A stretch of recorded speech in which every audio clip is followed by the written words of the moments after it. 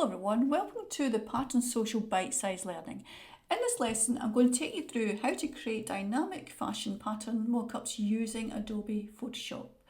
So let's get started. So the first thing you have to think about is sourcing some great imagery you want to work with. So ideally you're looking for garments that have contrast, obvious folds within the fabric, but the fabric doesn't have to be white.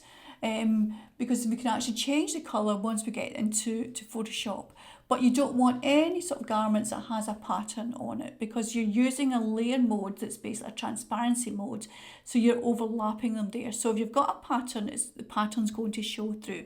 But you can use colour and I'll take you through how to do that. So let's get started with this one. It's super simple to do. So you have an image. So I've sourced this one here from Pinterest, but equally you might want to source imagery from places like Shutterstock or Adobe Stock or even Crazy, which has fantastic mock-ups that's available to use.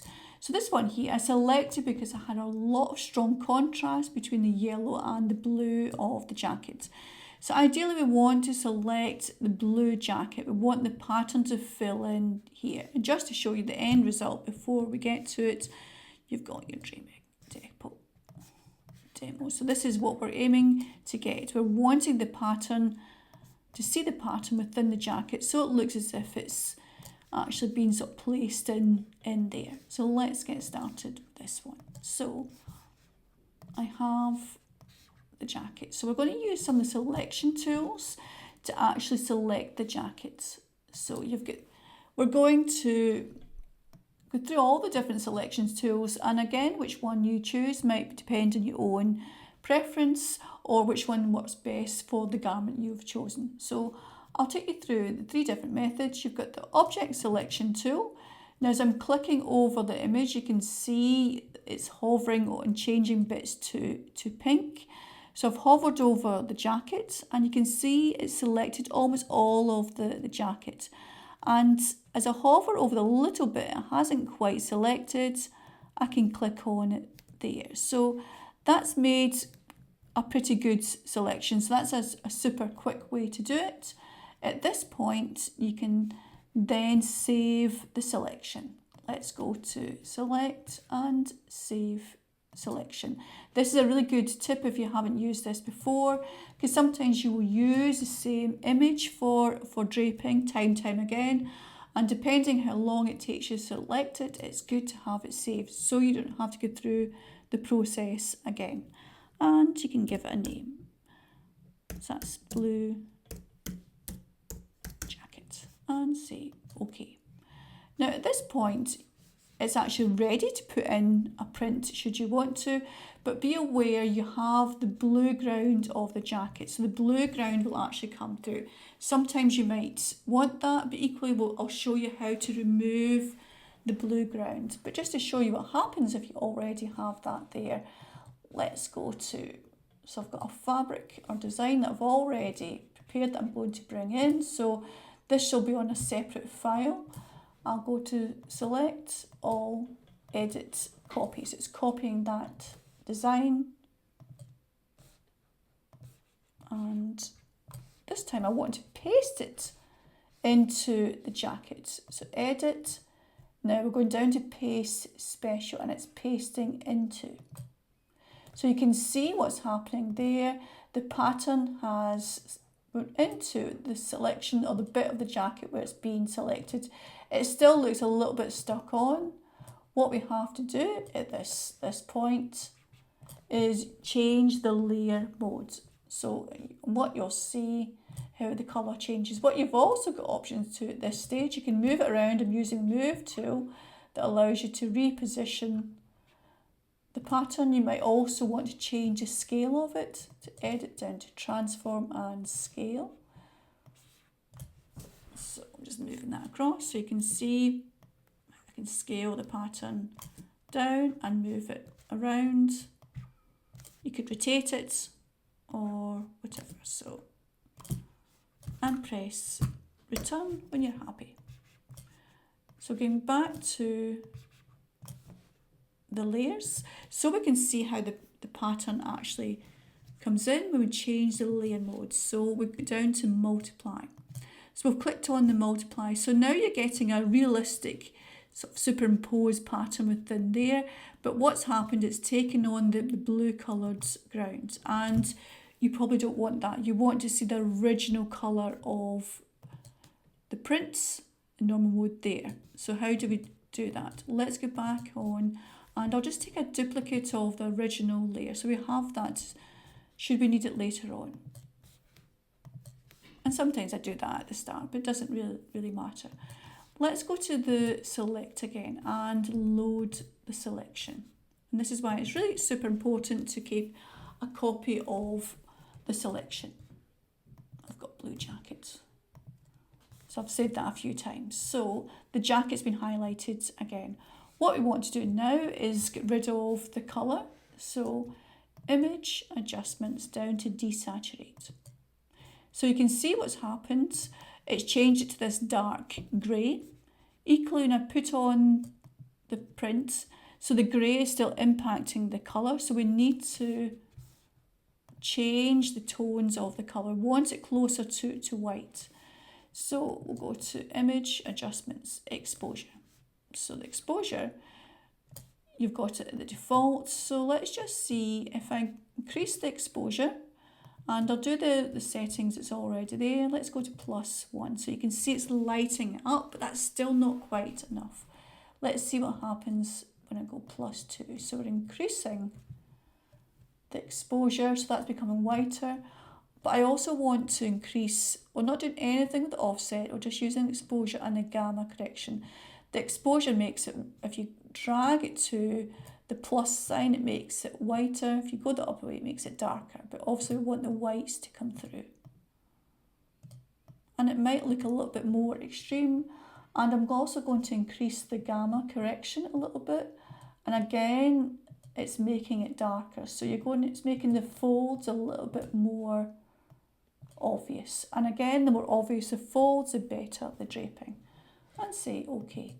So now when we click onto the one we've already pasted in, you can see the original colours coming through. So that's how you bring the colour in there. And again, at this point, you can decide if you want to move things. Oops, click onto the layer that you want to move. You can move the pattern around or whatever.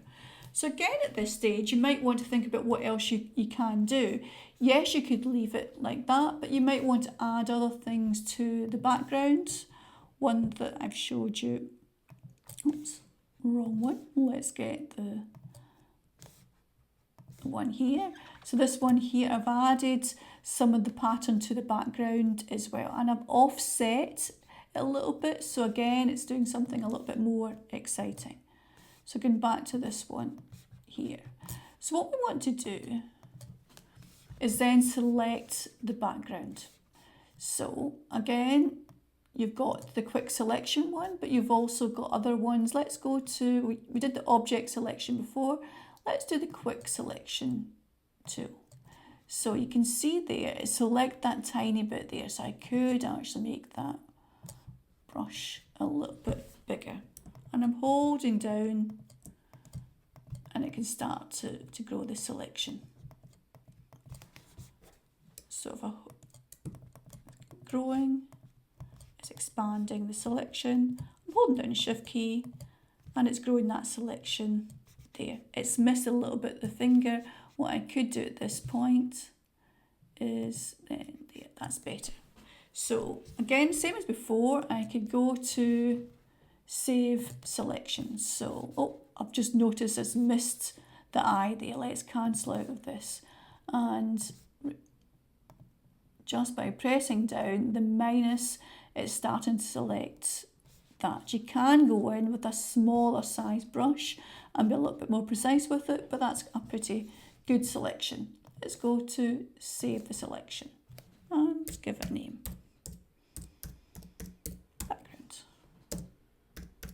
I think I've got a few in there, so I'll just give it yellow background and deselect. So I'll click off the original layer. Now let's just reselect it again. We're going to bring up the pattern back in from before. So you get the fabric from draping, deselect. Let's just move across. What I could do at this stage, I could change the colour. So I'm just going to hue and saturation, so it becomes a different colour in there. I'm just having a little play. It's a bit too bright. Say OK. Select all, edit, copy, and back into the draping. Go to edit into paste special. Oops, make sure you've got the right one selected. Edit, paste into. So you can see the background's pasting into it, so it's a larger size, and you can decide to move it around and change the scale. You might want it bigger, you might want it smaller.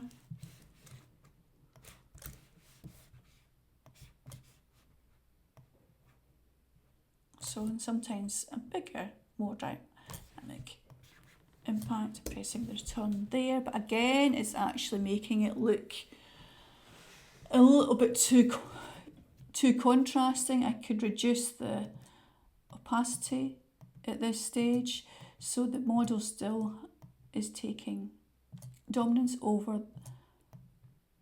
that one. I could change the different layer modes. Again, it's having a little bit of a play around with them to see what works for you. And they don't all work, but certainly it's good to have a little play to see what you get. Back. Other things you might want to do is offset the garment, so offset the print. So I could sort of load selection, and I've got the background there. And I can move it, so I'm moving it slightly and deselect. And if I don't like the colour of the background in the original one, if I want to change the colour of that, I could also then go to select, load, selection, and background yellow. Okay, so it's a yellow background. I can actually change the colour of that. I could, let's go and bring, you might just want to make it white. So I've just clicked on there, and you can see in the layer that's changed the background to white. I'm clicking on there. So you're getting that sort of offset look that can make it a little bit more exciting. And again, other things that I've done in the other one that I showed you, I've added some little bands of colour. Again, going into this one. So I'll go new layer. So I'm picking up the rectangle marquee tool and I'm dragging over there. And I'll pick up some of the colours that's already in it. And I'm going to fill that there. So you can see something weird's happening, but this is to do with the layer order. I'll just deselect that, and I can change the layer order. So you can see it's came to the top, but equally it's blocking out the face. So at this stage, I want to have a play around with the different layer modes. And again, some are more useful than others, and it can depend the colour you use, what you get. And I'm quite a fan of the overlay. So I could try it in different bits within it, and it's just making it look a little bit more exciting. So that's how to use the photo draping method. There's lots of other ways that I'll be sharing with you as part of the Pattern Social Creators Club, so certainly sort of tap into that. But this is one to get you get you started. Just to show you another one to finish off with. So this is why you want to save the selection, so that you might want to use it for other patterns you do in the future. So I've got this one here where I've brought in a pattern. And again, it's been the same sort of process that I've used, but this time I'll just deselect it and I'll bring the jacket open. So I've been pasting the design in, but you can also use and put pattern into it. Let's just load the selection again, and I've got the jacket there. Okay, so the jacket is loaded there. You can see it's slightly moved, but I don't mind that. I can move it back into place. And this time I'm going to actually bring a pattern that's already been made. So layer, new fill layer, pattern. Okay, and say okay. This is a default pattern. It always seems to appear within Photoshop, and I'm going to bring the pattern that I've already done. Let's see. Okay, so I can change the scale of the pattern. I can also change the repeat within it, so it's only changing within the jacket. I can type it in if I want a certain measurement. I'll just go for 50%. Actually, that's too big. I'll take it down to 30. I can also change the angle of the pattern within here as well. And I can change this so the mode is multiply. So if you've defined your patterns, you don't have to paste into using paste special. You can actually select it and use the layer, new fill layer with pattern. You can also do it that way. So if you're familiar with sort of defining patterns, that's another way you can bring your pattern in. And again with this one, I've added some extra bits just of colour to give it a little bit of interest. Oops, it's moving around. Click onto proper layer and it allows me to move it around. So that's the last one there. So certainly have a go at doing that. It's super fun to do. Enjoy.